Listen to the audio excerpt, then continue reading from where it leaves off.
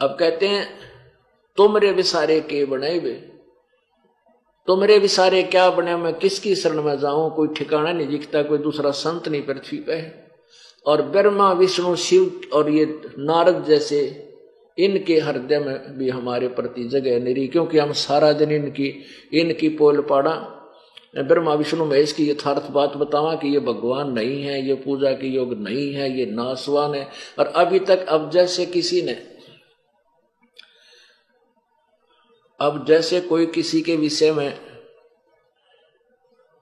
बता रहा था, एक किसी गांव का व्यक्ति शहर में रहा करता, उसने बता रखा हमारा जो ना 100 किले जमीन है, 3 ट्रैक्टर चाल है और उनका 1 बीघा जमीन और घर का जो है ना ट्रैक्टर तो छोड़ बैल भी को नहीं। तो उसके गांव का चला गया, वहां पर पड़ोस में किराए पर रहने लगा। उसने उसकी सच्चाई बता दी कि ना तो इसका किला 1 एकड़ जमीन है और बैल भी नहीं, उसको भी ठेका पे दिया कि इसका ना खख भी। उसने उसका पता लग गया तो उसने फिर उसके साथ लड़ाई करी, यह स्वाभाविक बात है, वो तो चौधरी बना रहा था, हांडी पाक रहा था।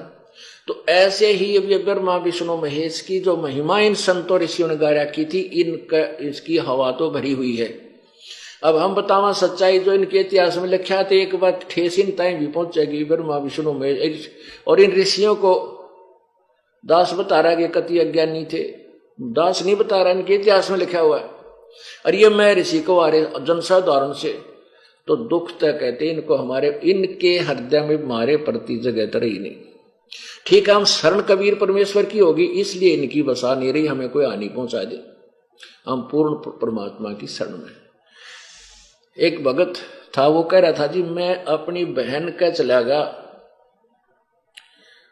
उनका जमीन अच्छी थी, वर्षा होगी और वर्षा होगी तो उनका जो जमीन थी वो बाढ़े योग्य होगी, संवारने योग्य होगी। उनके 2 बैल थे, तो मैं अपने 2 बैल लेकर के अपनी बहन के वो खेत संवारने के लिए मदद करने चला गया अपना हल लेकर।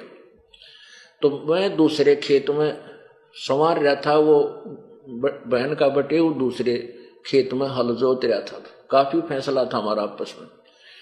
तो मैंने शाम दोपहर के समय बैलों को वृक्ष के नीचे बांध दिया और वहीं एक छोटा सा तलैया थी जोड़ी, उस जोड़ी में मैं चला गया अंदर ने।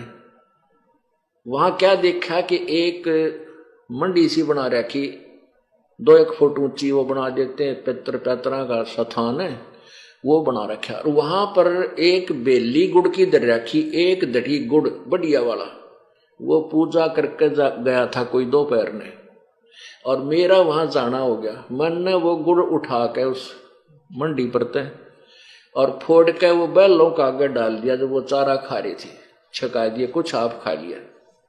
बढ़िया गुड़ था, कुत्ता का मुंह लग गया नहीं था, दूर था वो खेतों में। तो वो सामने आ गया। तो कहते हैं थोड़ी सी देर के बाद एक 3 फुट का 4 फुट का एक व्यक्ति सा दिखाई दिया। वो कहता रात्रि के समय स्वप्न में वो दिखाई दिया मुझे, जिसकी उन्हें पूजा होया करती। वो कहने लगा कि तू यानी तगड़े की शरण में था, तो ठाडे की शरण, उनकी लैंग्वेज में बताता हूं कि तू ठाडे की शरण में था, नहीं आज तेरा बक्कल तारूं मैं, तेरा जान तो मारूं और तेरे बैला न मारूं। कि तू तगड़ यानी समर्थ की शरण में था तू, इसलिए बच गया, ना तुम्हारी दुर्गति करूं, तेरे बैल मरे और गेला तेरे को भी खत्म करता।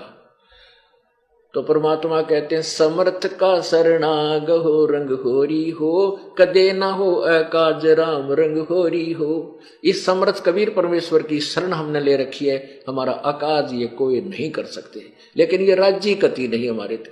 तो इसलिए कहते हैं कि तुम रे बिसारे क्या बने, अगर तुम भूल गए भगवान हमारे गिल के बनेगी। और शिव ब्रंच मुनि नारदा, यानी नारद जैसे ऋषि, शिव ब्रंच विष्णु ब्रंच कहे ब्रह्मा जी ने, कि इनके भी हृदय में ना जगह हमारे प्रतीत है। और आपने हम त्याग दिया तो हमने ठिकाना है कोई ना, ये खूब बकल तारेंगे फिर हमारा। और गुरु कब त्यागेगा आपको? जब आप कति ढीठ हो जाओगे, 1 बाय 2 बाय 3 बाय 4 बाय बार बार नाम खंड करोगे, फिर आप रिजेक्ट हो जाओगे, फिर चाहते भी रहना। तो इसलिए आप इस डर के मारे प्रभु के चरणों में सतर्क रहो, सावधान रहो कि कहीं भगवान पैर ना फिसल जा और काल का दाव लग जा। आपको साथ साथ ये ऑल पॉइंट बताए गए हैं। अब हम उस प्रसंग पर आते हैं। परमेश्वर कबीर देव जी, कबीर प्रभु जी चारों युगों में आते हैं और प्रत्येक युग में